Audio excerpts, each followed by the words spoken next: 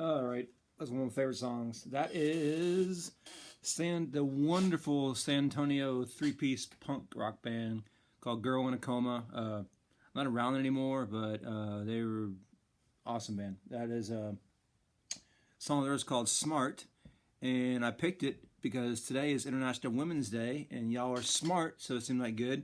So we have a local connection, three-piece female rock and roll band, sing a song that shows that y'all are smart. So International Women's Day is on March 8th every year, and its roots go back to right now, like in America and the Western world. It pretty much is just a celebration of the contributions women have made to history, to culture, to science, all the accomplishments that women have done and continue to do, and a celebration of that.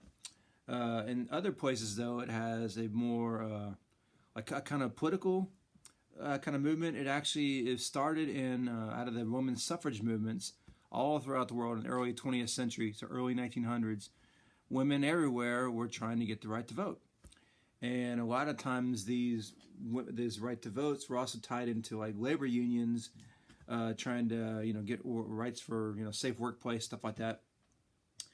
And so they started celebrating International Women, and they started celebrating Women's Days, trying to get the right to vote and stuff. And then interestingly enough, on March 8th, and when the Soviet Union, the revolution that's going to turn into the Soviet Union, there was a big women's component to it. And so women first got the right to vote in the Soviet Union.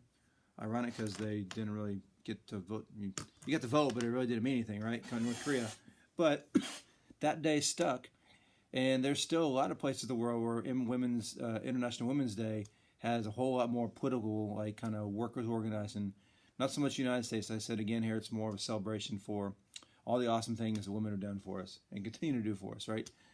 All right, so birthdays. A little shout out to Jesse and Julia too for successfully giving the answer about Mesopotamia, the land between the rivers, Tigris and Euphrates, in the Middle East and Iraq, and it is basically the birthplace, one of the birthplaces of civilization, right?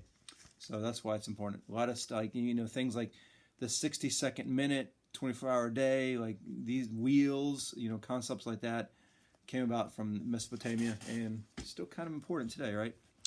All right, so missed some birthdays last week. So Nevaeh and Nia Carver on the 5th.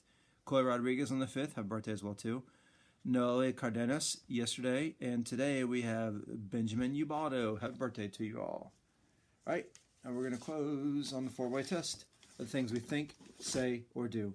Is it the truth? Is it fair to all concerned? Will it build goodwill and better friendships? Will it be beneficial to all concerned? Our virtue this month is, what is it? It's honesty. How are you showing Crockett honesty? You're showing honesty by being transparent, not trying to hide stuff. If you make a mistake, you're admitting to it and trying better, and you're saying what you mean, meaning what you say. Remember, the more you treat people with honesty, the more they trust you, and that's a good thing to have. All right, guys, take care. Happy International Women's Day. Bye.